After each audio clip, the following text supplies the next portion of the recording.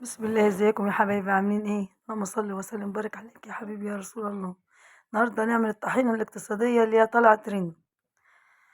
ما شاء الله، لو ما كانتش طلعت حلوة والله العظيم انا ما كنت نزلتها لكم. اللي انا قلت اعملها لو طلعت كويسة هنزلها، ما طلعتش كويسة انا مش هنزلها.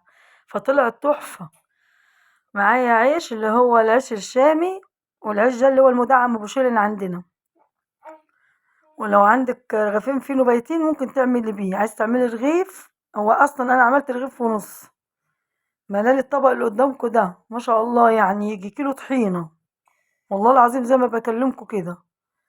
ومعايا مية سخنة، كوباية مية سخنة هتحطيها على العيش كده لحد ما يتغطى بيها.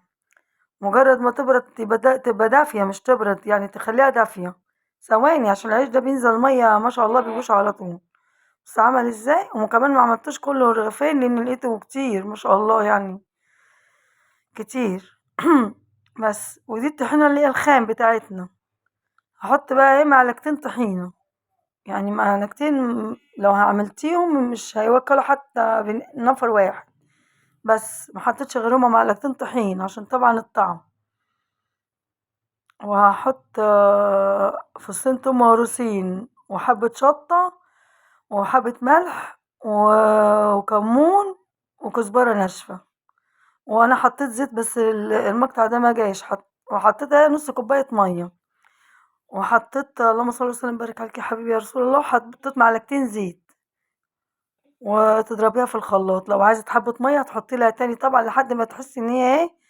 ومعلش. ونص كوباية خل اللي هو الفنجان الصغير بتاع القهوة، نص خل. طبعا حطيت حبة مية تاني دافية برضو عشان خاطر وشطة عشان خاطر تشوفي معاكي بقى القوام اللي هي ايه اللي هي بنعمله بتاع الطحينة. والله يا جماعة بجد بجد فعلا. وعلى فكرة والله العظيم ده يعني من قلب بتوع المطعم بتاع كفتة الحاتي. هم بيعملوا كده، كل المطاعم بتعمل كده. بصوا يا جماعة، اعملوها ودوقوا وشوفوا. بص طلعت ايه، ما شاء الله طلعت لي كيلو طحينة بايه، بحاجة بسيطة جدا، بمعلقتين طحينة يعني. كانت ما شاء الله الله اكبر تحفة. والله العظيم احنا كنا عاملين كفتة واكلناها جنب الكفتة. ان شاء الله هنزل لكم الكفتة بأمر الله. احلى ناس واحلى متابعين، وحطوا لايك.